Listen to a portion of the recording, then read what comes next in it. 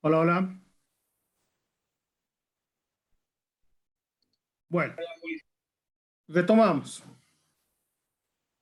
Estábamos hablando del hurto. Este delito ha sido tipificado y se le ha dado un nombre, hurto, se le ha dado un castigo y principalmente la identificación del hecho o los hechos que se consideran como hurto. En algunas circunstancias puede existir lo que se conoce como agravantes en lo que es el mismo delito, pero principalmente va identificando un hecho. ¿Ya? Ahora, el hurto es muy diferente a lo que sería el robo, porque cada uno tiene diferentes características. Vamos a ver el robo.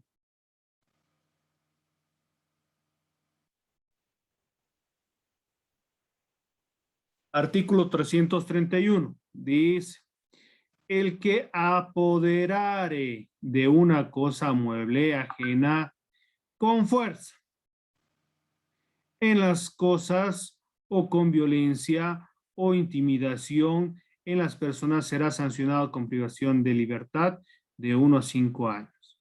Si vemos la pena en el hurto es más leve, en el robo es más grave, ¿no? Y este tiene las mismas connotaciones, el que una persona se adueñe de un bien, pero el robo, a diferencia del hurto, debe existir violencia, la utilización de la fuerza, ¿no? Entonces, cuando vemos un hurto, puede ser que una persona saque de su mochila una, un celular, ¿no? Sin utilización de violencia, sería hurto. Cuando fuera con violencia, con intimidación, ahí estamos hablando de robo. ¿Ya? Y robo agravado, dice, la pena será de presidio de 3 a 10 años, mucho más grave. Si el robo fuera cometido con arma o encubriendo la identidad de la gente. ¿Qué quiere decir? Que utilice una arma blanca, un arma de fuego y utilice una capucha, dice, ¿no? Dos, si fuera cometido por dos o más personas. Tres, si fuera cometido en lugar despoblado. ¿Qué quiere decir esto? En un lugar alejado, donde no hay gente, donde no hay la posibilidad, digamos, de auxilio, se realice el robo. Cuatro, si concurriere alguna de las circunstancias señaladas en el párrafo 2 del artículo 326. ¿Cuál es el 326? Simplemente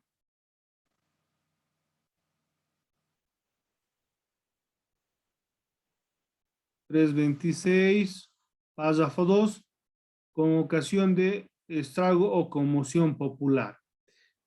En esta circunstancia vemos de que la tipificación,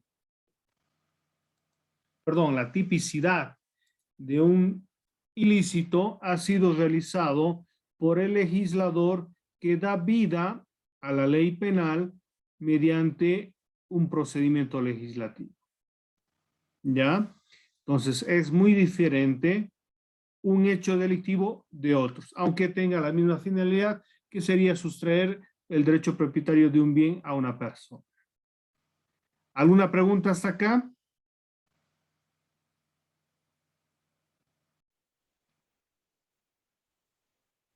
¿Algún comentario? Por eso, cuando se les pida que definan tipicidad, por favor, cuidado si estén equivocados. Vargas, Doctor, gracias, buenas noches. Entonces, con esta explicación, tranquilamente podemos decir que la tipicidad y la tipificación son cosas diferentes, que están enlazadas de la mano una con la otra, pero cosas diferentes. Que la son tipicidad, ambos de materia penal, pero una es la adecuación de un hecho antijurídico y la segunda es en una etapa procesal que se va a dar la identificación del hecho denunciado a la adecuación de un tipo penal. Ok, o sea que la tipicidad es la que prácticamente el legislador ya nos emite. Y la ¿Sí? tipificación netamente ya en el proceso propiamente. Sí, exactamente. Doctor, muchas gracias. Carol, Doctor, mi compañera Fabiana Chura dice que sí le puede aceptar, doctor. Por favor. ya van a estar ingresando. Doctor, ¿Alguna? mi compañera Juan y Nina también dice si por favor le puede aceptar. Ah, ya está, ya ingresó. Ya. ¿Alguna pregunta, alguna duda, por favor? Comentario. Ahora, ¿qué se entiende por antijurídico?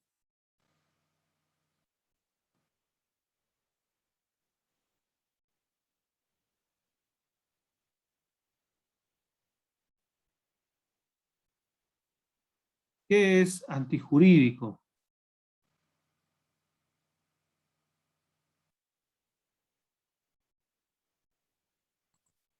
Que va en contra de la ley. Que va en contra de la ley. ¿Podríamos dar un ejemplo de algo que va en contra de la ley? Por ejemplo, el robo. El Según la robo Constitución es un está, hecho antijurídico. Muy bien. ¿El portar armas es antijurídico? sí, también, no es legal. Ya. ¿El manejar sin licencia de conducir es antijurídico? Sí, Ya. Entre robo, entre el robo y entre el manejar un vehículo sin licencia de conducir, ambos dos son hechos antijurídicos. Pero en materia penal tenemos que identificar que los hechos antijurídicos, ¿no?, están tipificados, ¿no? Tiene su tipicidad. Porque vamos a ver de que muchas cosas cotidianas en el cotidiano vivir del ciudadano común se van cometiendo hechos antijurídicos, ¿no? ¿Cierto o no? A ver, ejemplos de hechos antijurídicos que se ven cotidianamente, sin repetir los que ya he señalado yo. Manejar en estado de ebriedad Bien. ¿Es un delito o no es un delito? es Podría ser conducción peligrosa, ¿no? conducción peligrosa automáticamente. Perfecto. ¿Quién más? Robos constantemente en la cancha, en el mercado, Ya. específicamente en las impunatas, etcétera, etcétera. ¿Otro? Doctor, ¿Qué? ¿el feminicidio? El feminicidio, sí, es un delito. ¿Qué más? La violación, doctor. La violación, sí, es un delito y es un hecho ¿Maltrato infantil, antijurídico. doctor? El maltrato infantil también es un delito, es un hecho antijurídico. Ahora, ¿qué ocurre cuando se dice que hay una ausencia de tipicidad?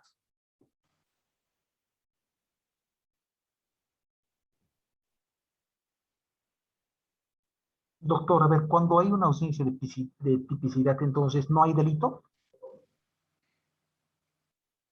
Es correcto, ¿no? Porque si no hay una tipicidad de un hecho, considerándolo delito, identificando el hecho antijurídico y viendo que causa un daño a un bien protegido, dentro de la lógica, no es un delito.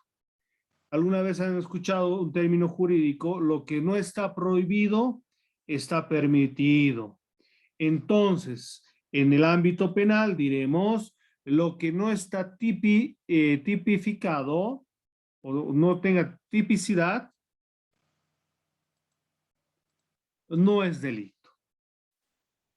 Hay hechos antijurídicos que no no tienen tipicidad hoy en día. Por ejemplo, en algunos países ya se contemplan lo que son los delitos informáticos, ¿no? En Bolivia tenemos muy poco adelanto con relación a los delitos informáticos, ¿ya? O tal vez otro hecho que cause un daño, pero que hoy en día no esté contemplado en el ordenamiento jurídico penal. A ver, otro hecho que causa daño, pero no tiene tipicidad. Hasta ahorita el aborto, doctor, ¿puede ser? El aborto tiene su tipicidad en el Código Penal.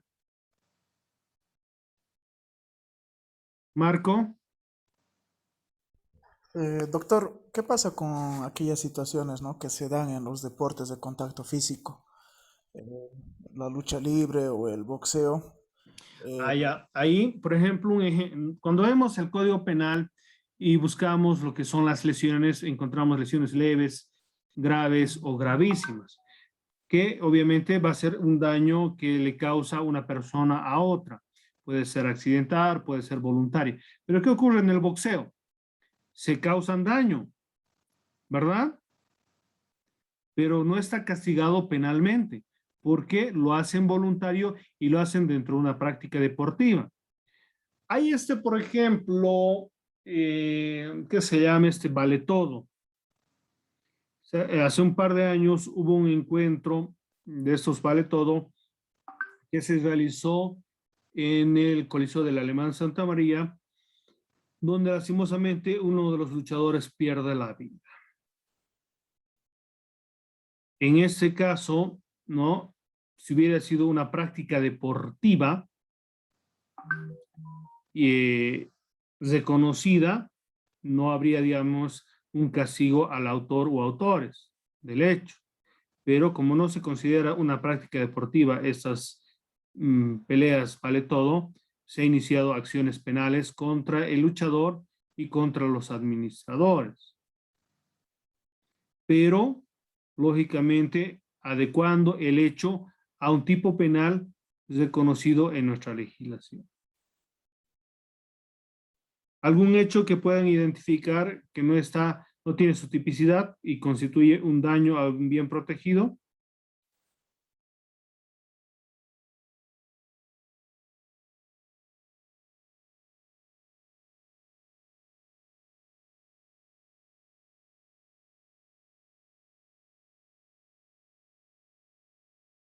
¿Nada?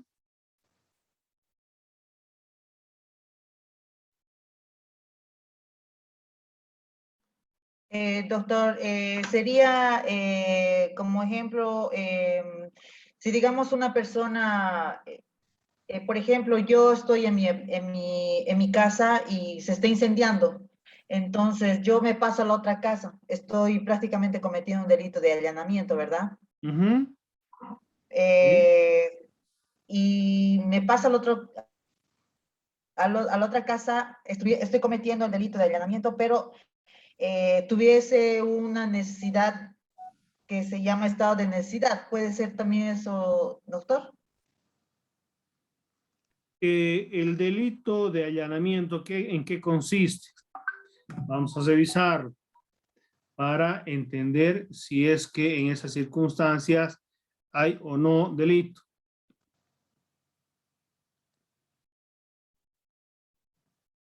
Les voy a compartir un segundito. Ya. ¿Qué dice el delito de allanamiento? De domicilio o sus dependencias. El que arbitrariamente entrare en domicilio ajeno o sus dependencias, es decir, patios y demás, estamos hablando también de allanamientos si se suben a tu techo, ¿no? O en un recinto habitado por otro o en lugar de trabajo o permaneciere De igual manera, en ellos incurrirá en la pena privativa de libertad de 3 meses a 2 años y multa de 30 a 100 días. Se agravará la sanción en 1/3 si el delito se cometiere de noche o con fuerza en las cosas o violencia en las personas o con armas o por varias personas reunidas. Aquí la norma es clara, no existe salvedad, ¿no? Como por ejemplo, cuando hablamos de la legítima defensa, ahí se identifica, ¿no? Cuando una persona mata a otra, pero cuidando o velando por la vida de uno o de tercera persona, utilizando, digamos, métodos proporcionales a la agresión que causa quitarle la vida, ahí no hay sanción. Pero aquí no hay un sustento jurídico que autoriza a una persona que en estado de necesidad, ¿no? Incendio o cualquiera sea, ingrese a la casa del vecino. Pero dentro de la lógica sabemos racional de que una persona encontrándose en ese problema de un incendio en su vivienda, normalmente va a tratar de salir por donde mejor pueda resguardar su vida, ¿verdad?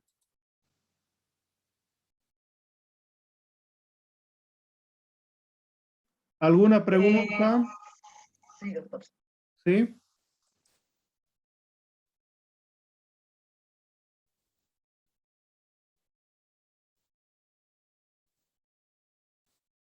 ¿Alguna pregunta? ¿Algún comentario? Bueno, son los 3 puntos más relevantes que quería, digamos, ir puntualizando de esta exposición. Si no hay dudas, no hay preguntas, o tal vez algún comentario por parte del grupo, expositor del grupo 1.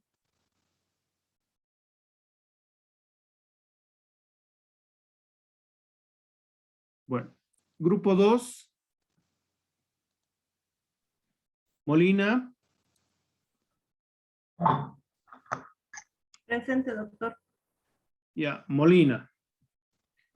Ya, a ver, 5 minutos tienen para organizarse, por favor.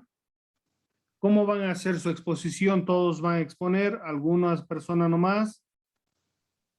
Sí, todos vamos a exponer, doctor. Ya, entonces, por favor, lo más amplio posible la exposición. Cuidado que igual dure 15 minutos, porque se les había dicho que vean de una duración por lo menos de 40 minutos. Sí, doctor. Ahora, Ya si está. hay comentarios, ejemplos, mejor todavía. Ahora estamos ya organizados, ya están listas las diapositivas. Ya hemos mandado al grupo el trabajo y las diapositivas para poder... Vamos a controlar, por favor. Molina, ujú. Leisa. Déjeme un segundito, me da doctor, un segundito, una compañera me falta.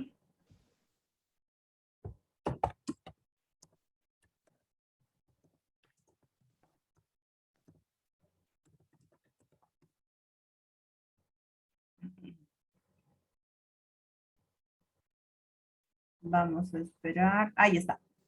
Ya estamos, doctor. Molina está presente. Nina. Sí. Está presente. Rosemary. Presente, doctor. Presente, doctor. Ya, Rosemary. Willy. Presente, doc. Ya. Maribel. Presente, doctor. Perfecto. Entonces están todos. Los 5 han trabajado. Sí, doctor, los 5 nos trabajan. Perfecto. Bueno, entonces está habilitado para que puedan compartir y pueden dar inicio a su exposición. Bien, doctor. Muchas gracias. Muy buenas noches tengan ustedes. Un segundito, estoy compartiendo, mi estimado. Gracias. ¿Ya se ve? Sí. Se ve, se ve. Doctor, compañeros, muy buenas noches. Prácticamente es el grupo 2 que estamos los siguientes integrantes. Molina, Igor, Mari, Neixa. Está directamente nuestra compañera Juan y Condor y Nina.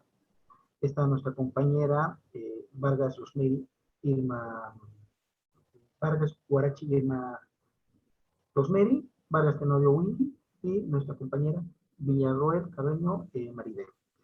El tema que tenemos el día de hoy es la antijuricidad y las causas de justificación. Comenzamos, por favor. Buenas noches, doctor. Buenas noches, compañeros. Voy a dar inicio con lo que es el concepto y el contenido de lo que es la antijuricidad. Bueno, para iniciar, ¿qué es la antijuricidad?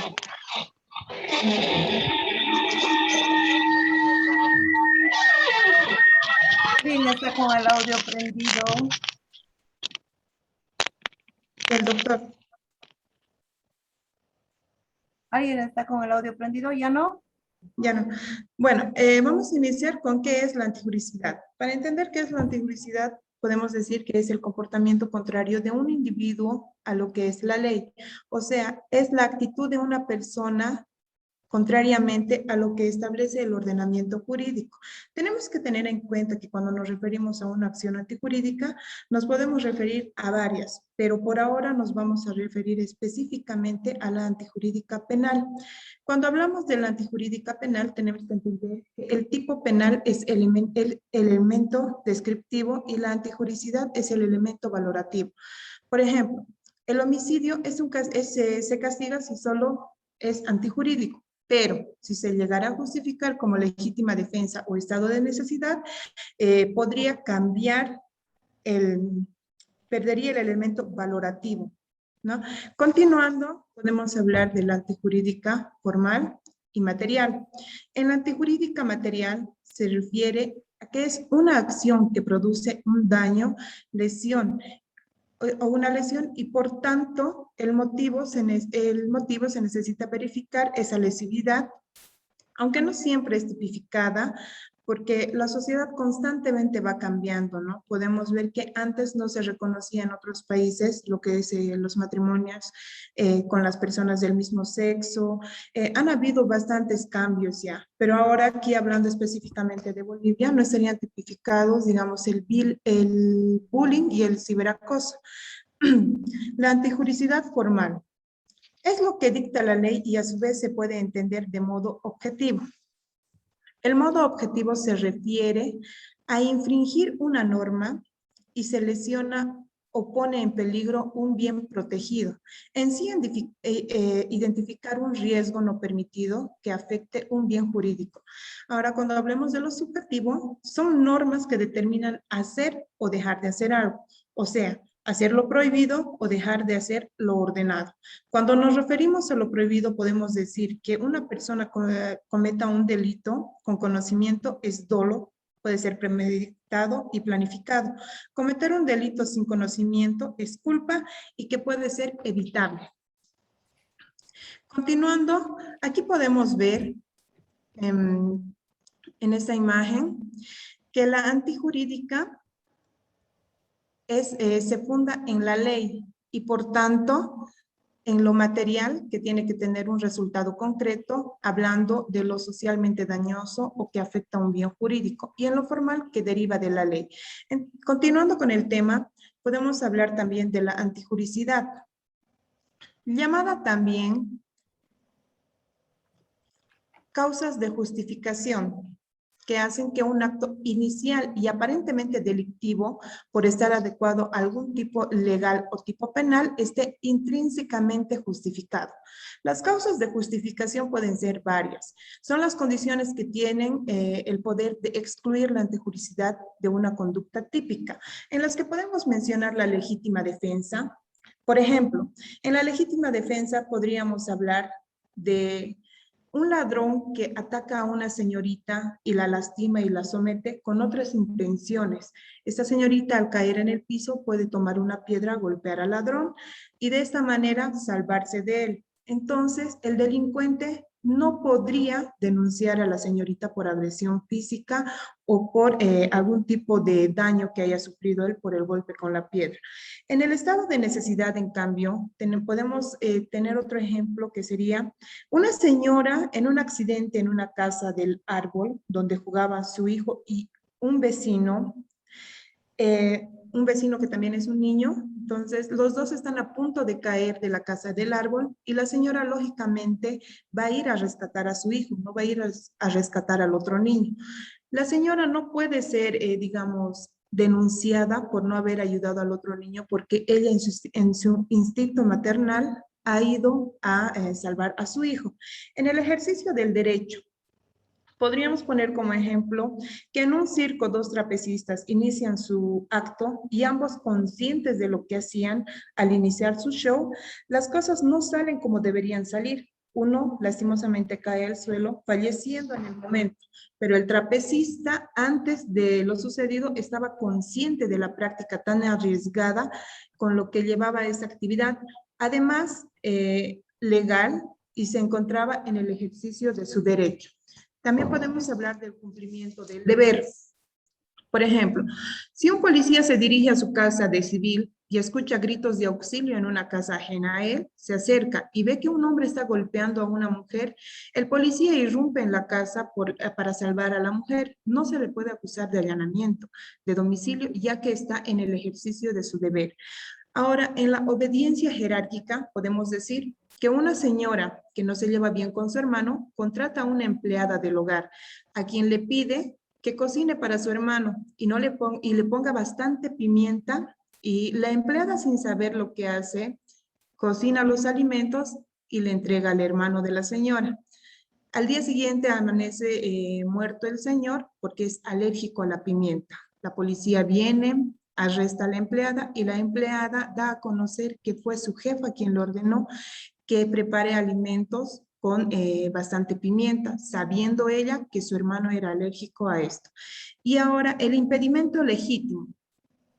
Por ejemplo, en el impedimento legítimo sería la atención en un consultorio de un médico que atiende a sus pacientes por orden de llegada. No, eso sería lo correcto. Pero si llega un paciente que está en un estado grave, el médico debería de dejar de lado a los pacientes que no están tan mal para atender a esta persona. Eso sería el impedimento legítimo. Con esto concluyo. Buenas noches, doctor. Buenas noches, compañeros. Vamos a dar continuidad a la exposición de nuestro grupo 2. Vamos a hablar ahora un poco de lo que es la legítima defensa. Todos sabrán, todos escucharán este término de la legítima defensa. Para tal cosa nosotros hemos sacado de varios autores sus conceptos. Entre ellos vamos a mostrar, por ejemplo, a Jiménez de Azúa. Él nos dice que la legítima defensa es la reacción necesaria contra una agresión injusta, actual y no provocada. Sebastián Soler nos dice que es la defensa que resulta necesaria para apartar de uno mismo o de otro una agresión actual y antijurídica. Jacobs nos dice que es un caso especial de estado de necesidad. Pues bien, nosotros como grupo le hemos dado una conceptualización o una definición y dice que es la causa justificante de excusa o disculpa para amparar bajo los preceptos legales a todo aquel que actuase impidiendo o contrarrestando una agresión ilegítima actual a sus bienes jurídicos en protección de los mismos, con un ataque racionalmente necesario. Pues bien, vamos a hablar un poco de la historia de dónde surgió la legítima defensa. La legítima defensa como en sí viene desde los tiempos de Roma, entre los bárbaros y el derecho canónico, ¿no es cierto? Vamos a ver ciertos detalles de la legítima defensa que nació en el momento donde un humano se vio agredido por otro. También, según Gabe, la legítima defensa no tiene historia. El Estado es el garante del ejercicio de los derechos de la legítima defensa. Y según Luis Cisco, la legítima defensa no existió primero que el Estado. En los pueblos primitivos no existió la legítima defensa. Pues bien, se puede definir a la legítima defensa, llamada también defensa propia, a la acción por la cual se repele la agresión de otra u otras de tal suerte que causan el daño, castigando por las normas penales. El legislador considera como eximente de la falta o delito. Muy bien. Vamos a hablar de clases de legítima defensa. Son 3. Repeler una agresión real o inminente y sin derecho, protección de bienes jurídicos propios y ajenos, y debe existir necesidad de defensa y racionalidad de los medios empleados. Pues bien, la legítima defensa ya hemos hablado y la hemos conceptuado como un justificante, ¿no es cierto?, que ampara a quien actúa impidiendo una agresión ilegítima. La naturaleza de esta legítima defensa tradicionalmente se debatía entre el origen exacto de la legítima defensa, si era una justificación o si era una exclusión de culpabilidad. Actualmente, la naturaleza jurídica de la legítima defensa está como una causa de justificación que se encuentra en textos legales para eludir la responsabilidad si se dieran las circunstancias. Bueno, para hablar de una legítima defensa o para alegar una legítima defensa, esta tiene que tener como tal elementos, ¿no es cierto? El ataque ilegítimo, tiene que existir un ataque ilegítimo, la racionalidad del medio empleado y la falta de provocación suficiente, ¿no es cierto? Para que pueda alegarse como tal la legítima defensa. Al ataque ilegítimo, tiene que existir un ataque, ¿no es cierto?, de la otra persona hacia tu integridad, hacia un bien jurídico, ¿no es cierto? Y uno en defensa va a contrarrestar, como el boxeo, ¿verdad? En el boxeo da uno un jab y existe el bloqueo. Más o menos va por ahí. También tiene que tener la racionalidad del medio empleado, ¿no es cierto? ¿A qué nos vamos con esto? Por ejemplo, si un ladrón te roba, ¿no? Tú vas caminando por la calle y un ladrón te ve y te roba tu celular. Y este ladrón es tan osado que ni siquiera corre, ¿no es cierto? Y se va caminando y se va fanfarroneando de lo que te ha robado, de lo que te ha robado el celular. Entonces, la víctima tiene licencia para portar arma. Entonces, como el ladrón te está fanfarroneando, tú vas y pum, pum, con 2 tiros lo matas al ladrón. Le quitas el celular y le dices, a mí nadie me roba. Eso es no usar la racionalidad. En ese caso, tú no estás, o sea, tu legítima defensa no va a poder ser útil o valedera, ¿no es cierto? No nos olvidemos que la idea del derecho es para disminuir los actos antijurídicos. Por esto también tiene que ser racional, ¿no es cierto? El medio en que se va a emplear para contrarrestar al ataque ilícito. Ahora, la falta de provocación suficiente. ¿A qué nos referimos con eso? A que nosotros por ningún motivo podemos ser los que provoquemos ese ataque ilegítimo hacia nuestra persona. Porque en ese caso nosotros ya no nos estaríamos volviendo en la víctima, nos estaríamos convirtiendo en el atacante en cierto modo. ¿No es cierto?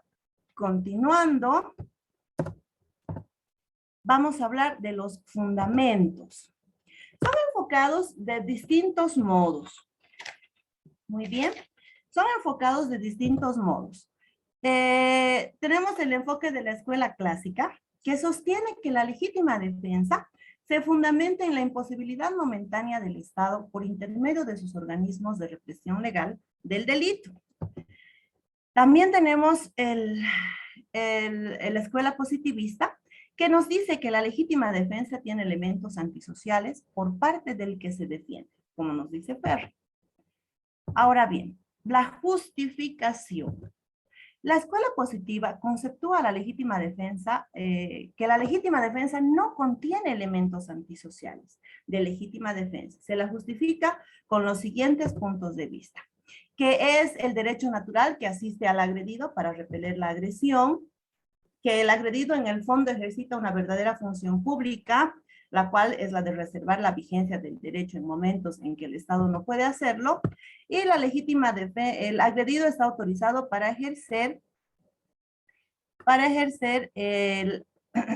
en cuanto tiene derechos e intereses legítimos que defender.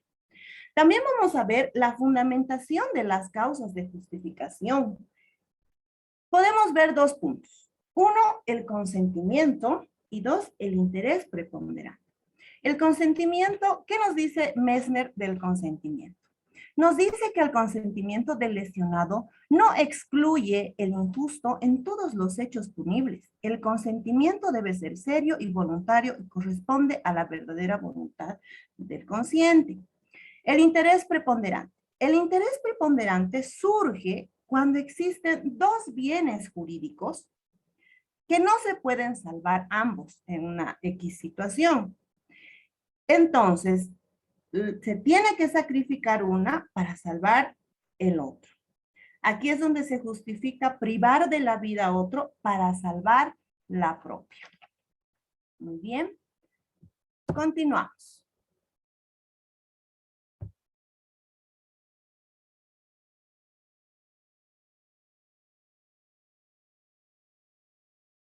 Juan y Nina. Buenas noches, doctor. Buenas noches, compañeros. Requisitos, legítima defensa, defensas mecánicas y estado de necesidad. Continuamos.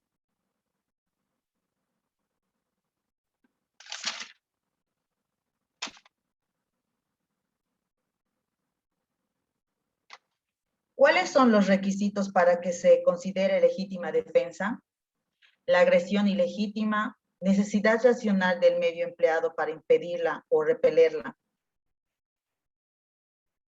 Falta de provocación suficiente por parte del que se defiende.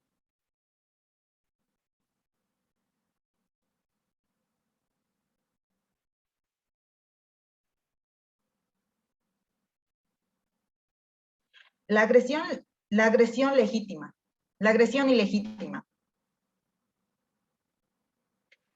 El término agresión nos está indicando que la amenaza debe partir de un ser humano, gramáticamente.